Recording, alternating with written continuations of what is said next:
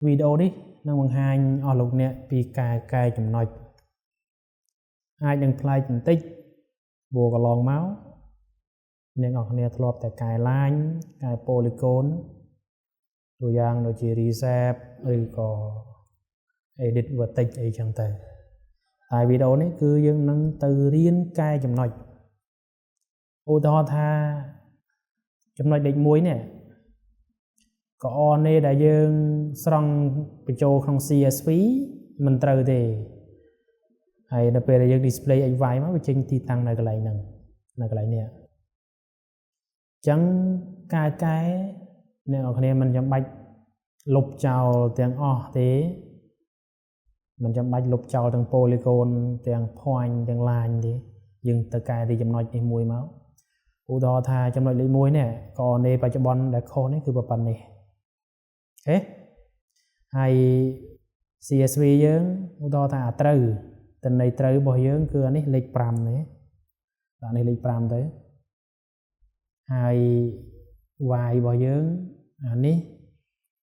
លេខ7នៅពីក្រោយអញ្ចឹងទៅអានេះគឺជាតន័យត្រូវអញ្ចឹងរបៀបធ្វើអ្នកនរគ្នាគ្រាន់តែ copy នៅ xy ថ្មីនេះមកចូលមកកម្មវិធីហើយចូលមក map go to xy យើងនេះមកហើយដូរຂະຫນາດនេះយើងដូរទៅ UTM ឬក៏យក meter នេះមកអញ្ចឹងយើងផាសតម្លៃយើងចូលផាសតម្លៃមកហ្នឹងយើងយកមកទាំង x ទាំង y អញ្ចឹងត្រឹមនេះគឺ y ត្រឹមនេះ y យើងកាត់យកមក control x control a select control v អូខេអញ្ចឹងនេះគឺជាចំណុចថ្មីដែលត្រូវអញ្ចឹងយើង go to xy នេះមកflash location នេះមកនេះចំណុចត្រូវនៅកន្លែង pin វាមួយប៉មកហើយបន្ទាប់មកទៀតអ្នកនរគ្នាត្រូវប្រើ move tool មកចូលមក edit ចូលមក move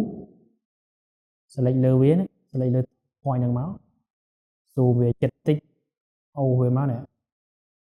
ប៉ដាក់កន្លែងហ្នឹងមក snap ឯងហើយបន្ទាប់មកយើងចូលមក map ដោះអា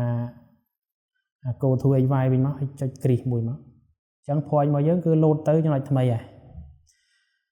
ក៏ប៉ុន្តែតម្លៃ xy គឺនៅដដែលធ្វើម៉េចគណនាថ្មីហ្នឹងហើយអញ្ចឹងយើងគណនាថ្មីយើងអាច select តែមួយចំណុចហ្នឹងគណនាក៏បានយើងគណនាទាំងអស់ក៏បានអត់បញ្ហាគណនា geometry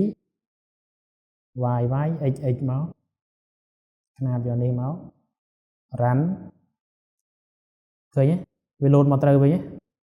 អានេះគឺជាបច្ចេកទេសមួយដ៏ល្អសម្រាប់អ្នកនរគ្នាកែចំណុចវាចំណេញពេលវេលា